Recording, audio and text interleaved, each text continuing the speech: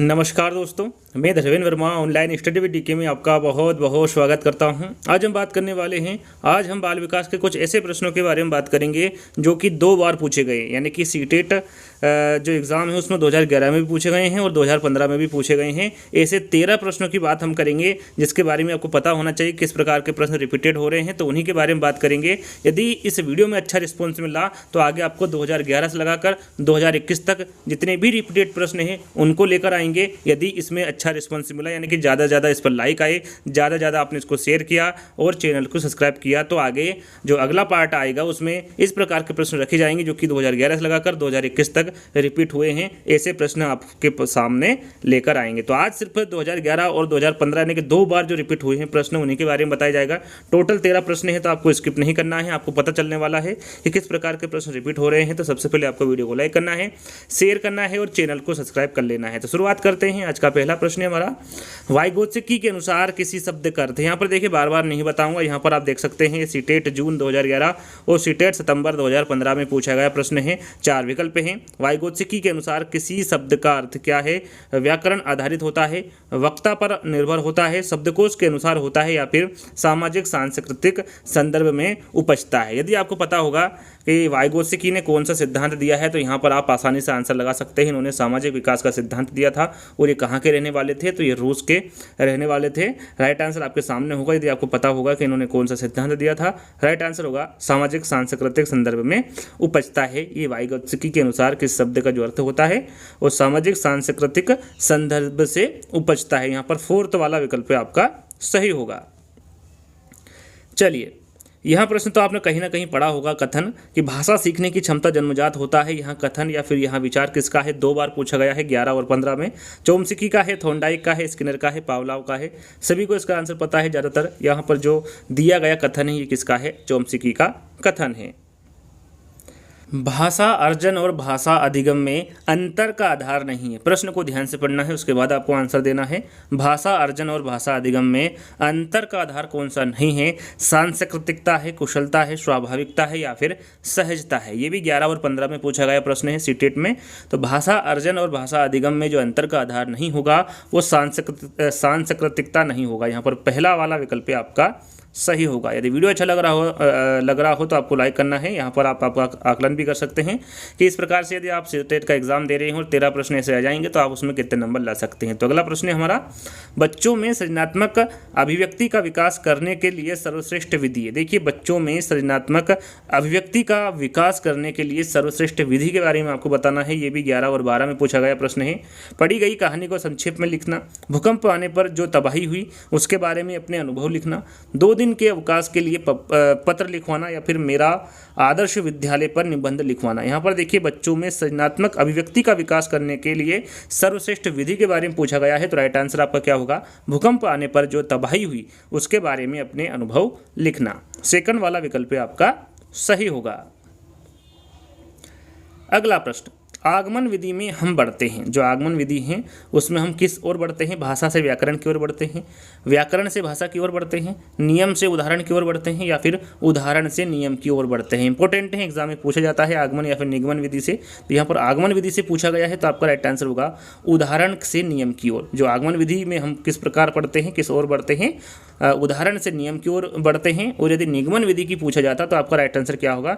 नियम से उदाहरण की ओर। निगमन विधि में शुरू का आप ना याद कर सकते हैं, ना से निगमन होगा और ना से नियम होगा। इससे आप याद कर सकते हैं कि निगमन विधि में नियम से उदाहरण की ओर बढ़ा जाता है और आगमन विधि में उदाहरण से नियम की ओर बढ़ा जाता है। तो यहाँ पर 4th वाला विकल्प आपका सही होगा।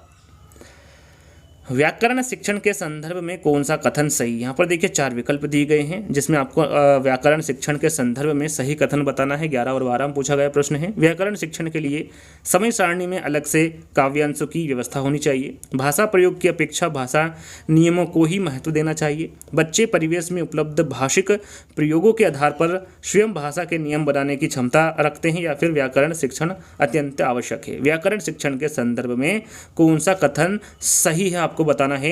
आपका यहाँ पर राइट आंसर होगा कि बच्चे परिवेश में उपलब्ध भाषिक प्रयोगों के आधार पर स्वयं भाषा के नियम बनाने की क्षमता रखते हैं। यहाँ पर तीसरा वाला विकल्प सही होगा। यह जो कथन है या फिर विकल्प हैं यह व्याकरण शिक्षण के संदर्भ में सही होगा। अगला प्रश्न,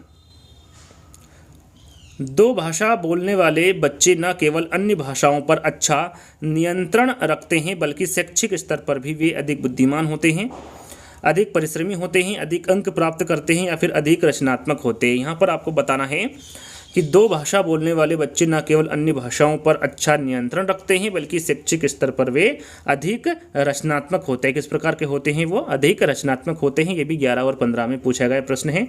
राइट आंसर आपका 4th वाला होगा।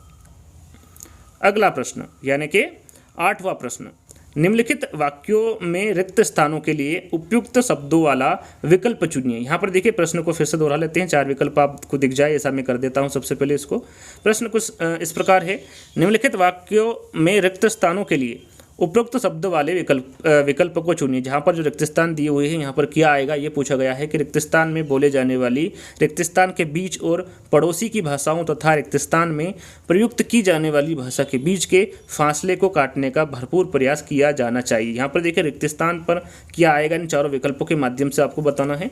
तो यहाँ पर आपका राइट आंसर होगा कि घर में बोली जाने वाली समुदाय के बीच और पड़ोसी की भाषाओं तथा पाठ्य पुस्तक में प्रयुक्त की जाने वाली भाषाओं के बीच के फासले को काटने का भरपूर प्रयास किया जाना चाहिए। तो राइट आंसर आपका क्या होगा? यहाँ पर पहला वाला होगा।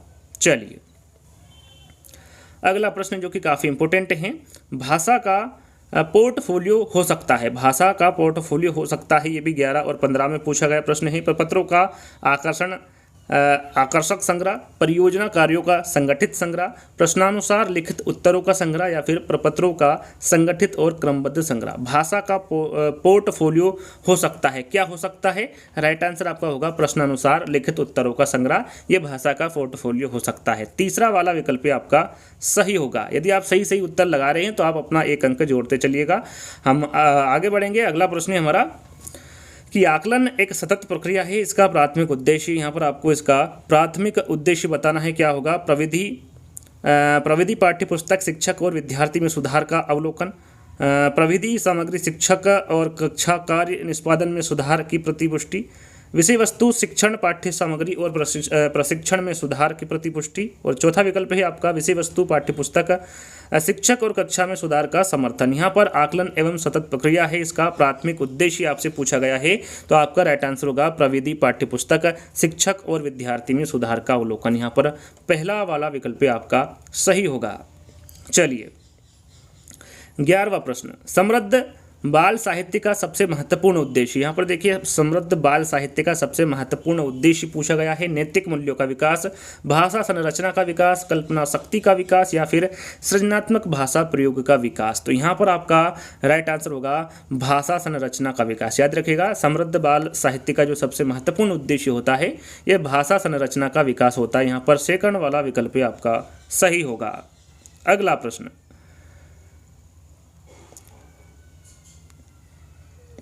उच्च प्राथमिक स्तर पर हिंदी सीखने सिखाने की प्रक्रिया में किसकी महत्वपूर्ण भूमिका नहीं। यहाँ पर देखिए पूछा गया है कि उच्च प्राथमिक, देखिए यहाँ पर पूछा क्या गया है, उच्च प्राथमिक स्तर पर पूछा गया है कि हिंदी सीखने सिखाने की प्रक्रिया में किसकी महत्वपूर्ण भूमिका नहीं है। अभ्यास पत्रक की, प्रश्न पत्र की, संचार माध्यम की या फिर पाठ्य पुस्तक की। तो यहाँ पर जिसकी महत्वपूर्ण भूमिका नहीं है हिंदी सीखने सिखाने में उच्च प्राथमिक स्तर पर, तो वो रहेगा आपका प्रश्न पत्र। याद रखिएगा प्रश्न पत्र की यहाँ पर महत्वपूर्ण भूमिका नहीं होती है उच्च प्राथमिक स्तर पर हिंदी सीखने सिखाने की प्रक्रिया में। राइट आंसर आपका यहाँ पर सेकंड वाला होगा।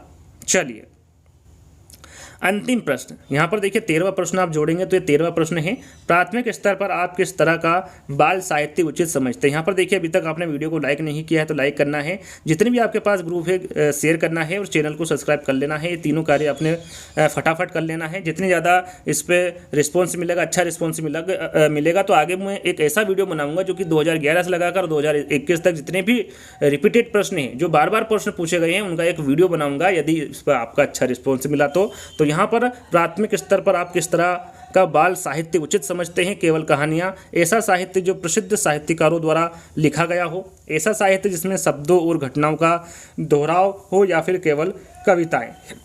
यहाँ पर देखिए प्राथमिक स्तर पर पूछा गया है कि आप किस तरह का बाल साहित्य उचित समझते हैं। आपका राइट आंसर होगा ऐसा साहित्य जिसमें शब्दों और घटनाओं का दोहराव हो। यहाँ पर तीसरा वाला विकल्प आपका सही होगा।